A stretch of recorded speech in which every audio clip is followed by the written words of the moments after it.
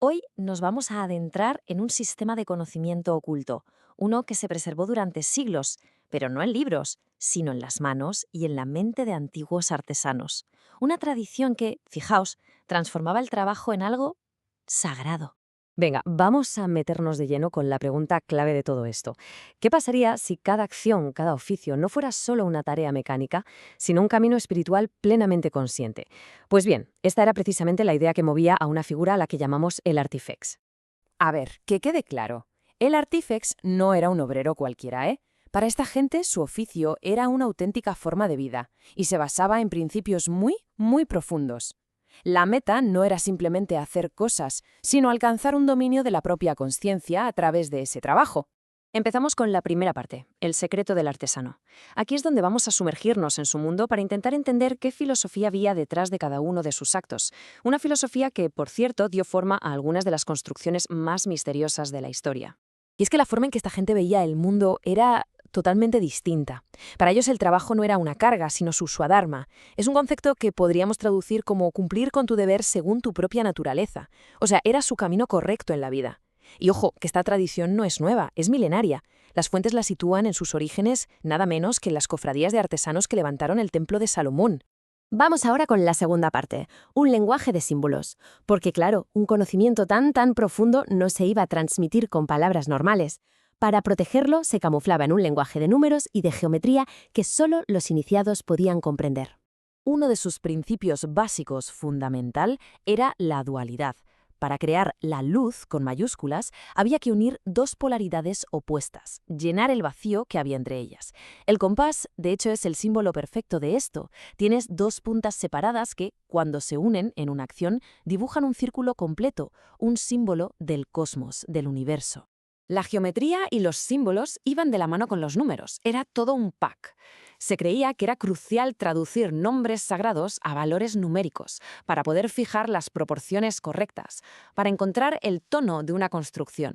Esto no era solo arte, era una ciencia sagrada. Pero claro, la pregunta es, ¿hasta qué punto llegaba esta codificación? ¿Era simplemente una superstición o de verdad había un sistema matemático coherente detrás de todo? Pues vamos a verlo con un ejemplo muy concreto. Mirad este número, 168. Así, a simple vista, pues no parece decir gran cosa, ¿verdad? Bueno, pues para el Artifex este número contenía un significado profundísimo que salía de un cálculo sagrado. A ver, vamos a desgranar el proceso. Se cogían nombres y conceptos clave y se calculaba su valor numérico usando el alfabeto hebreo. Por ejemplo, Jehová suma 26, el patriarca Enoch 84, y el término para oculto, que es Latat, es 39.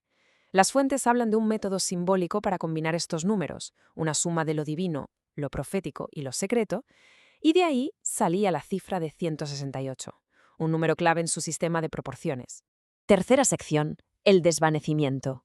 Pero claro, como suele pasar con las cosas valiosas y secretas, este conocimiento tan profundo y operativo no duró para siempre. Como vamos a ver, con el paso del tiempo, la luz de esta tradición empezó a apagarse, hasta casi desaparecer. La historia de su caída es muy gradual, no pasó de un día para otro. Después de sus orígenes antiguos, este saber se refugió en los monasterios de la Edad Media, pero el punto de inflexión de verdad llegó en 1717. Ahí un cambio de enfoque hacia temas más humanitarios empezó a diluir la doctrina original.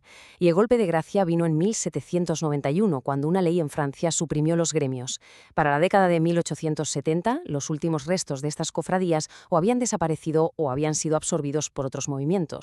Entonces, ¿qué pasó al final? Pues no es que se destruyera por completo, sino que se ocultó. El verdadero sentido iniciático se perdió para la mayoría de la gente. Y lo que quedó fueron símbolos vacíos, sin su significado original, que se preservaron en sistemas externos o exotéricos, sin que casi nadie supiera ya para qué servían de verdad. Cuarta sección, la profecía de dos jefes. Pero ojo, que la historia no acaba aquí, ni mucho menos, porque dentro de todo este conocimiento perdido hay también una profecía. Y una que no solo habla del pasado, sino también, y sobre todo, del futuro. Esta profecía divide la historia en dos grandes periodos. La era que, según ellos, está acabando, la del Salvador víctima, y la que está a punto de empezar, la del Cristo Rey. Este nuevo ciclo, además, lo identifican con la mítica era de Acuario y se asocia con la llegada del Hijo del Hombre. A ver, esto es crucial, no se presenta como un apocalipsis de película, ¿vale? Las grandes eras no terminan de golpe. Se habla de un periodo de transición, de unas 2 o 3 décadas, donde el final de una se va metiendo poco a poco en el comienzo de la siguiente. Y esta transición, según la profecía, va a estar guiada por 2 figuras clave. Y aquí, de nuevo, vuelve a aparecer el principio de dualidad. La profecía habla de 2 jefes. Uno es el jefe aparente, un líder público, un hombre de fe, que dirige la iglesia visible, la de fuera, la exotérica. Y el otro es el jefe secreto, un hombre de ciencia que guía desde las sombras a la comunidad de dentro, a la esotérica. Digamos que el primero se encarga del mundo exterior, mientras que el segundo guía a los iniciados. Todo esto nos deja al final con una pregunta para la reflexión. Cuando miramos hacia atrás, ¿vemos la historia como una línea recta de progreso constante? ¿O es posible que también sea la crónica de un conocimiento profundísimo que se olvidó y que quizá está esperando a que alguien lo redescubra?